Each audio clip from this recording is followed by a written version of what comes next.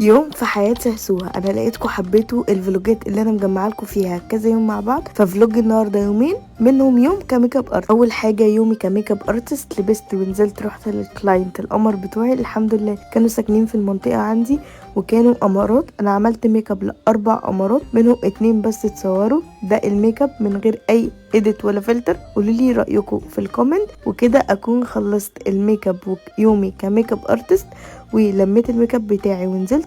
رحت بقى لقيت فيه مشكله صغنونه، اخويا الصغير كده عنده اصابه سريعه في رجله، فاخدناه ورحنا العياده نداويه. بعد كده جبت لنفسي عصير بيست واستلمت الاوردر بتاعي ونمت على كده. وده كان اول يوم. طبعا بعد تعب اليوم ده كان لازم انام. نمت بقى وصحيت تاني يوم كان عندي مشوار مهم جدا، فلبست بسرعه ونزلت. وطبعا كلكم بقيتوا عارفين اي ميتنج او اي حاجه خلاص بقيت بعمله في دار ظباط النقل جنبي وقريب مني، وانا اصلا كنت كسلانه انزل. المهم ده الاوتفيت بتاع اليوم. وخلصت الميتنج واتغديت وخدت بعضي بقى ونزلت وركبت اوبر توك توك. عشان انتوا كنتوا في الكومنت بتسالوني المحل اللي انا جبت منه البناطيل منين. ده اسم المحل يا جماعه، موجود في المؤسسه جنب كافيه ابو الدهب على طول. وانا مروحه بقى جبت لمامتي طماطم، صفقه طماطم مش قادره اقول لكم. ال5 كانت ب10 جنيه، يعني كيلو ب2 جنيه. فجبت لماما كده شروه حلوه ووقفنا بقى نخزنها. سلقنا شويه وضربناهم في الخلاط وشويه ضربناهم في الخلاط من غير ما نسلقهم.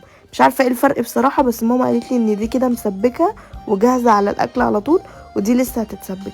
ما علينا يعني. المهم انا فرزت الطماطم، شلت القوطه الجامده على جنب، والقوطه اللي مش جامده طبعا ضربناها في الخلاط. وبعد كده بقى وشي كان مليان حبوب، فبعت جبت كلينداسول من الصيدليه، اكتر حاجه بتنقذ بشرتي من الحبوب. وبصوا انا هنا اقسم بالله كنت غاسله وشي بس ما اعرفش ايه كل البهدله اللي طالعه من وشي ده. ظبطت الميك اب ومسحت الشقه، واخيرا فرشت السجاد وفرشت الشقه خلاص.